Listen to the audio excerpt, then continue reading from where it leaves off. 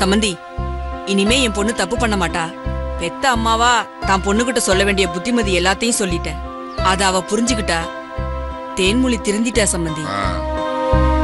என் அனுபவத்துல சொல்றம்மா, எப்ப தான் செஞ்ச தப்ப மத்தவங்களுக்கு முன்னாடி தேன்மொழி ஒத்துக்கிட்டாலோ அப்பவே அவ திருந்திட்டதா தான் அர்த்தம். இனிமே அவ நல்லபடியா இருப்பான்னு நான் நம்புறேன். இது போதும் சம்பந்தி, இனி நான் நிம்மதியா வீட்டுக்கு கிளம்புவேன். அத்தை, ஒரு சந்தோஷமான விஷயத்த சொல்றேன், அதை கேட்டுட்டு நீங்க வீட்டுக்கு கிளம்புங்க. என்ன விஷயம் மாப்ள? வெக்கத்தை விட்டு உண்மையை சொல்றேன். எனக்கு கல்யாணம் ஆனதுல இருந்தே தேன்மொழி என் காலில் விழுந்ததே இல்லை.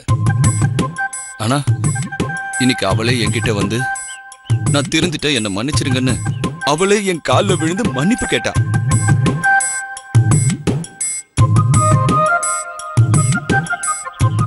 மாமா, நீங்க சொல்றதை என்னால நம்பவே முடியல. நீ என் பேச்ச நம்பல லட்சுமி. இப்ப பாரு. அப்படி தேனு தேனு, அம்மா தேன்மொழி. என்னங்க கூப்பிட்டீங்களா?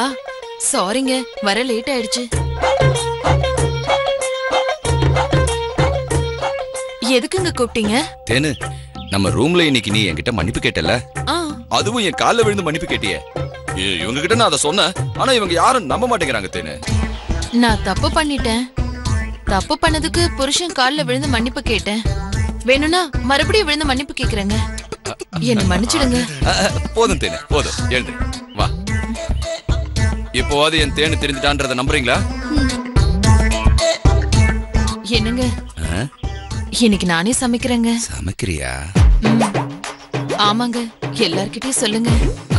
நீயே சமைச்சிரு, நான் சொல்லிடுறேன். அப்புறம் அத்தை, சொல்லுங்க மாப்ள. இன்னைக்கு தேனே அவ கையால சமைக்கிறாளாம். நீங்க இருந்து சாப்பிட்டுட்டு தான் போகணும். தேன்மொழி சமையலா? நான் சாப்பிடணுமா? ஆமா. ஐயோ, இவ்வளவு பெரிய சைசூர் இருந்தது காணாம போயிடுச்சே.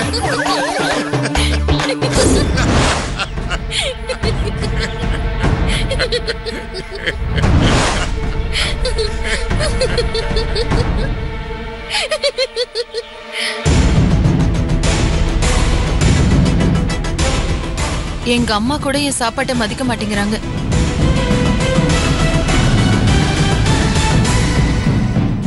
இனிமே நான் லக்ஷ்மி கிட்ட சமைக்கிறது எப்படின்னு ட்ரைனிங் எடுத்துக்கிறேன்.